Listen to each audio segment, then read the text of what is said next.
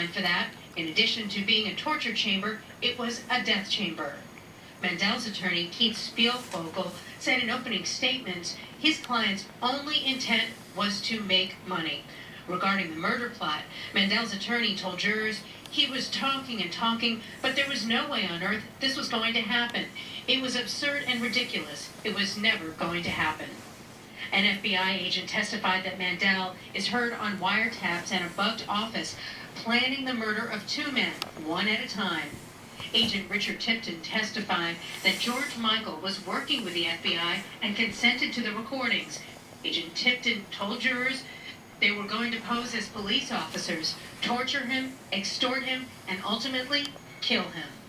George Michael then testified that he did cooperate with federal agents and played along with Mandel's alleged scheme that included an alibi and strategies to get the would-be victims to the rented space. Michael testified that Mandel was tracking the would-be victim's wife and asking about places they would frequent, looking for a way to lure him out so he could abduct him. You may remember previous cases with Mandel. He was a Chicago police officer, the first former Chicago police officer sentenced to death row. He was on death row for 14 years. That case was ultimately overturned and he was exonerated from his conduct by the FBI. Now, in this case, the trial resumes tomorrow. Jurors are expected to hear more recorded conversations and more testimony by the government witness, George Michael. We are live at the Dirksen Federal Building. Leah Hope, ABC 7 Eyewitness News. Back to you in the studio. Okay, Leah, thank you. A man who held up two banks on Chicago's near north side in just over a week is now the subject of an FBI search. A surveillance photo shows the suspected robber at the Fifth Third Bank at 42 East Ontario this morning. Investigators believe that he is the same man who robbed a North Community Bank branch at 800 North State last Monday. If you live in suburban Cook County and you'd like to vote in the March 18th primary election for governor, you have a week left to register. The deadline is Tuesday, February 18th. And Illinois is celebrating 150 years of friendship with Mexico. Today, Governor Pat Quinn and the governor of the state of Mexico laid a wreath at the statue of Benito Juarez, who is considered one of Mexico's greatest presidents. Tonight, our ABC 7i team has learned of a frightening safety statistic. On an average day in the United States, almost a dozen aircraft are targeted by people on the ground using laser pointers. It's not only dangerous, it's criminal behavior, and it's increasing, and the FBI wants it to be stopped. Eyewitness News investigative reporter Chuck Gowdy joining us tonight with more on what's being done. Chuck? Kathy Allen, it's called lasing, shining a laser at a jetliner or actually any aircraft. The problem isn't new, but it's getting worse. It happened about 40 times a year a decade ago. Now there are 4,000 incidents a year. So tonight the FBI is floating a reward for information leading to the prosecution of anyone caught lasing. Shining a laser beam at an airplane is potentially deadly, and it is a felony. A conviction could result in a 5-year prison sentence. Here in Chicago the past few years, federal agents have been vexed by a series of laser pointing incidents as planes took off or landed at both O'Hare and Midway.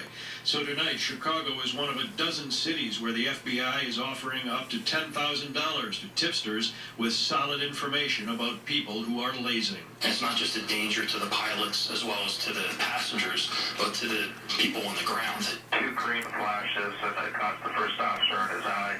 The new program is aimed at cutting back on about 100 laser incidents a year at O'Hare alone. And with many of these incidents going unreported, it is an alarming trend that has pilots concerned and puts passengers in jeopardy. A very serious concern. The debilitating effects of a pilot losing his vision. It doesn't take, passengers surely can understand how important it is for a pilot to be able to see clearly in landing and takeoff.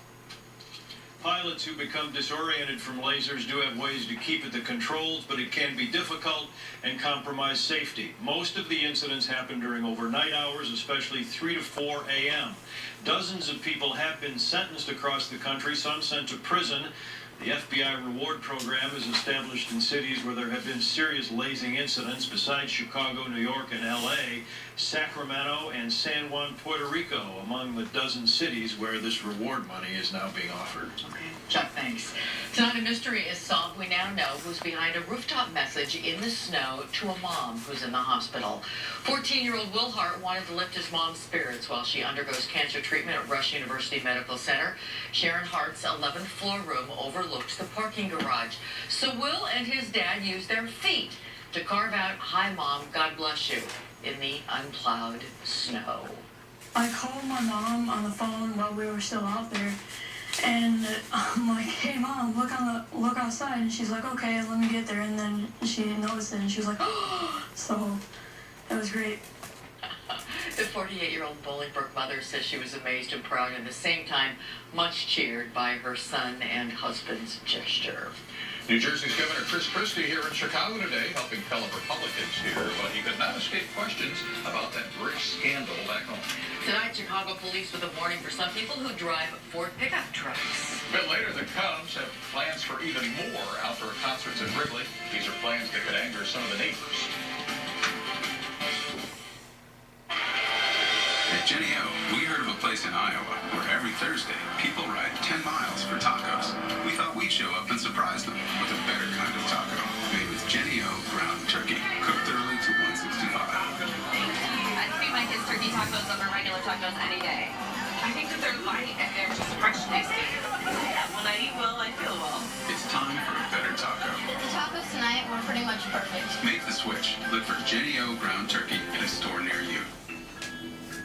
When I found out I had a brain tumor, I thought I might lose the life I love. Surgery, side effects, long recovery. It all seemed so overwhelming. Luckily, my doctor told me about CyberKnife Center of Chicago. The CyberKnife treats tumors and lesions throughout the body. It was non-invasive, fast, and painless, like brain surgery without the surgery. I'm so What are you doing? living the life I love. Call Well, mate. CyberKnife Yeah. Center of Chicago to learn My more. income tax is ready now. Oh, okay. President's Day event, we celebrate That's what I Dwight D. Eisenhower. And You're gonna call him up and have him. What about my income taxes? That's what we have to do, right? Have to get all that. as dynamic and stylish as possible. Okay, something else to do? From sea to Yeah. shining sea. Work on yours Celebrate tomorrow. great deals at the Chrysler President's Day event. Get $4,000 total cash allowance plus $500 bonus cash plus no payments for 90 days on Chrysler 200 sedan. Tonight at 10, virtual currency. The ABC7I team investigates how some are using it for drugs, money laundering. Why bitcoins are a growing concern in international security. The I team investigates tonight at 10, only on ABC7 Eyewitness News. You're watching Alan Krzyzewski, Kathy Rock, Chuck County's I Team Report, sports with Jim Rose, and weather with chief meteorologist Jerry Taft. ABC7 Eyewitness News at 6. We can put something else on. No, I want to watch the news. He made a visit here to Chicago today, helping to raise money for the Republican Governors Association.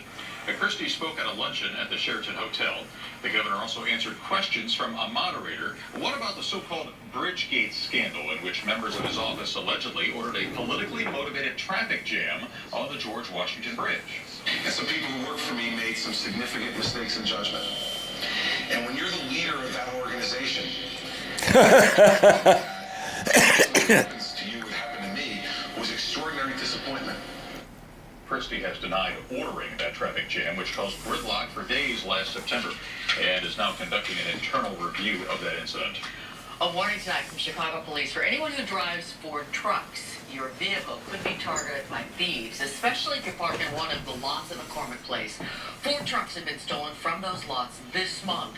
All were eventually found, abandoned, and stripped for parts.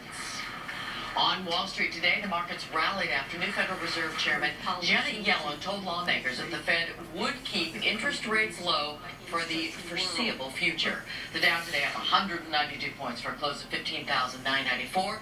The NASDAQ market up by 42 to close out this Tuesday at 41.91. Coming up, some kids from a West Side school get to play a concert today with some very special guests. Bulls back in the home court after a long road trip. Jim Rose with that and more is coming up later on in sports. And Jerry Taz Want up a next slice with a of cherry forecast pie? that Oh, I would. And some coffee. Naturally.